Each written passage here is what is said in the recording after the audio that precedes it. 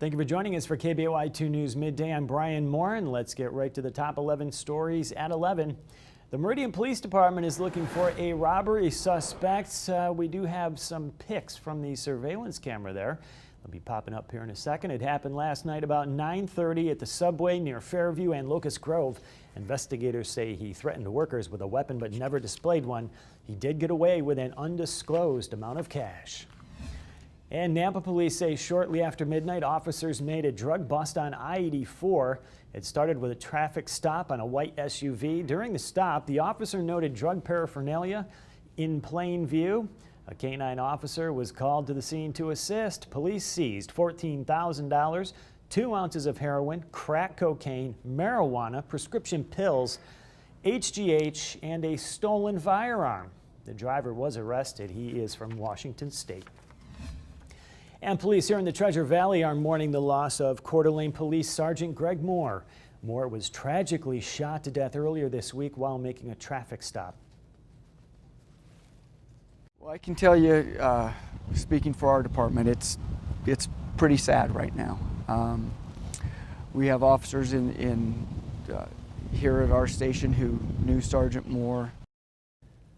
All the local departments we spoke with for this story told us that they do plan on sending representatives to Sergeant Moore's funeral on Saturday. KBOI 2 News will have live reports from Coeur d'Alene over the weekend. And the community is also coming together to support Sergeant Moore's wife and children. Donations pouring in on a GoFundMe website. So far, as you can see, nearly $50,000 has been raised. For more information on how to make a donation, head to KBOI2.com and click on News Links. ACHD is working on a new plan for walking and biking paths in Northwest Boise, and they want your input. ACHD staff holding public comment session tonight. Residents will have the chance to tell commissioners where they should put new biking and walking paths. It will take place at the Castle Hills Church of the Nazarene at 5:30. Drivers will have to deal with a detour while crews close down Gowan Road. ITD crews will shut down Gowan Road tomorrow night at 8 o'clock while they place girders up for the new freeway overpass. The road will be blocked off from the freeway all the way to Eisenman Road. Work should wrap up by 7 o'clock Saturday morning. And the National Weather Service says it has received reports of 51 tornadoes across the Great Plains, while warning of more severe storms throughout the rest of this week. A look at some of the damage so far in a few moments. And a day after the NFL said it's likely Patriot quarterback Tom Brady was generally aware of the deflated footballs in the AFC title game, Brady isn't talking, but his agent is. Don Yee says the NFL was determined to blame the Patriots quarterback for the deflated footballs. Yee goes on to say the NFL reached a conclusion first, then decided on facts later.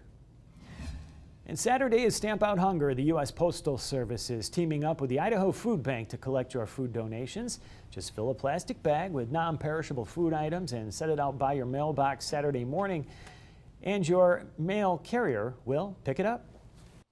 Some trucks end up full, tub after tub full of food, and it takes your breath away. It's amazing how much food some routes can collect and stuff. So all the carriers ask is that you do not donate any food in glass, because obviously glass is tough to transport and it can easily break.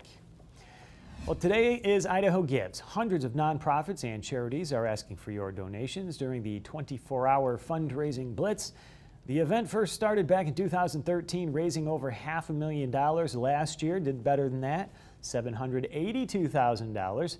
So far today, they are creeping up on $400,000 about at this point.